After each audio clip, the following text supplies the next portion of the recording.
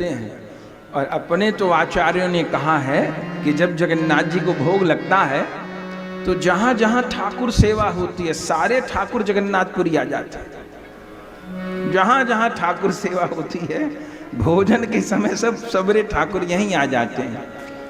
तो दाल रंधे नित भात रंधे, 52 मन अन्न का प्रतिदिन ठाकुर जी को भोग लगता है।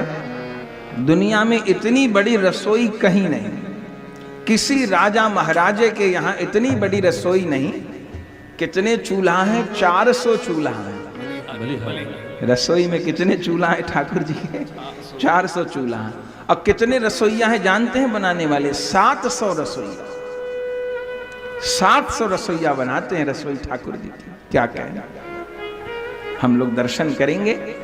गंगा यमुना करके 2 कूप हैं, रसोई का दर्शन करें। भीतर तो नहीं जा सकते, बाहर से झरोके से दर्शन होता। तो गंगा यमुना करके कूप हैं, उनका जल कहार लगे हुए हैं। हर काम के लिए एक अपनी बिरादरी है। ओ महाराज, जैसे काजल का पहाड़ होता है ऐसे मोटे तकड़े पंडा वो जल की सेवा करते हैं। और कमर पे उनके कामर रहती हैं, बड़े बड़े माट, और जल भर के। तो भीतर तो जो रसोई के सेवक हैं वो जाएंगे तो टीन की नाली बनी रहती है। रसोई की जो झरोका है उनमें टीन की नाली बनी रहती है, उसमें कलश पलट देते हैं। भीतर जा, जरा कोई छू जाके मटका बिगड़ गया, अब फूटेगा, वहीं फोड़ देंगे। छू जाए, जरा छू जाए। 52 मन भाव, क्या कहना। तो यहाँ तो भोग की सेवा है। तो हम लोग भी उड़िया मांगे खिचड़ी, बंगाली मांगे भात जी। उड़िया मांगे खिचड़ी, बंगाली मांगे भात। क्या कहना महाराज। यहाँ के महाप्रसाद की तो क्या महिमा, झूठा ही नहीं होता, झूठा नहीं होता। वहीं ठाकुर जी का लग लग के बाहर आता रहता है। और सब बड़े बड़े आचार्य बाहर विचार करेंगे, यहाँ विचार नहीं करेंगे। वहीं लेके पाया नहीं, ये थे, नहीं ये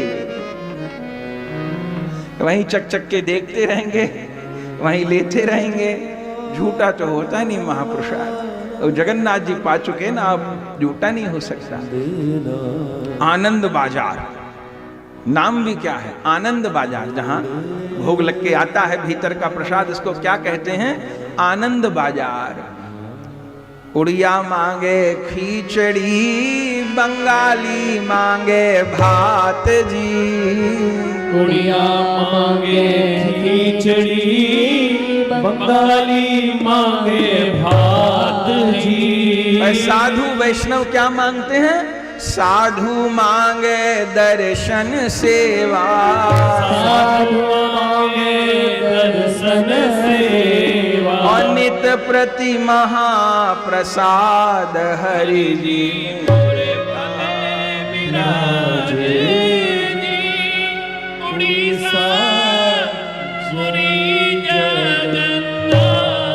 क्या कहना। कैसे भोग लगता है ठाकुर जी को। अब तो 7 दिन जगन्नाथ महिमा ही हमको सुननी है। 6 रीति से महाप्रसाद बनता है। सबसे पहले रसोई में जो रंधन कार्य हो रहा है वो कौन कर रही हैं? हमको देखता है पंडा लोग रसोई बना रहे हैं, अपरस में रसोई बनती है।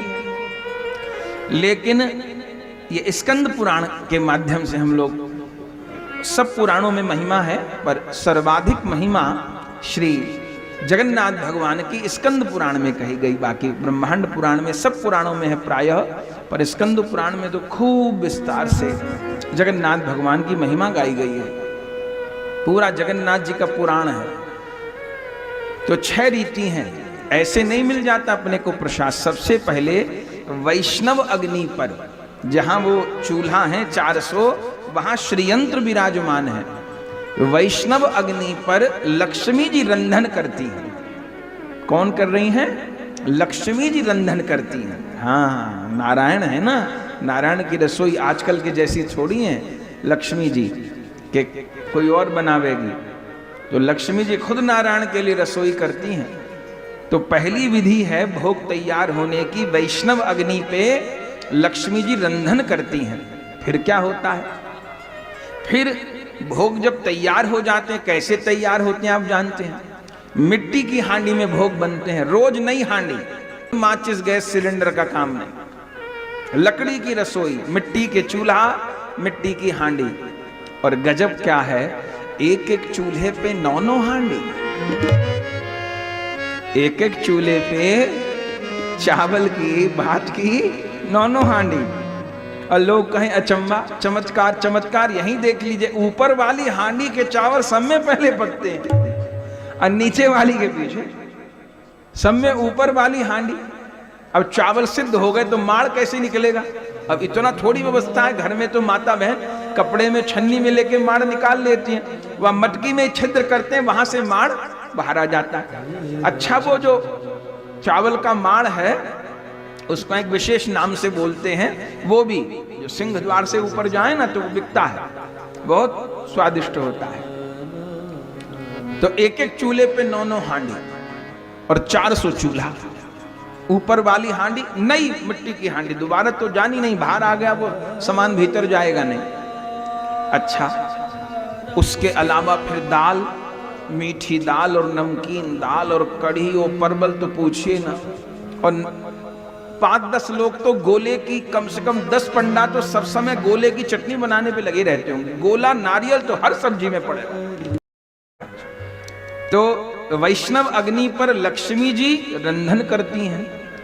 फिर उसके बाद में नरसिंह मंत्र से प्रोक्षण होता है, ये दूसरा चरण है, भोग की तैयारी हो रही है। फिर इसके बाद गोपाल मंत्र से अर्पण होता है भोग।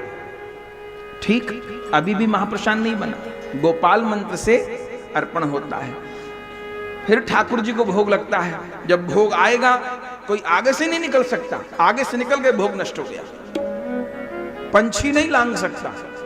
आगे जल डालते चलेंगे, सीधा रसोई से भोग ठाकुर जी के लिए आएगा।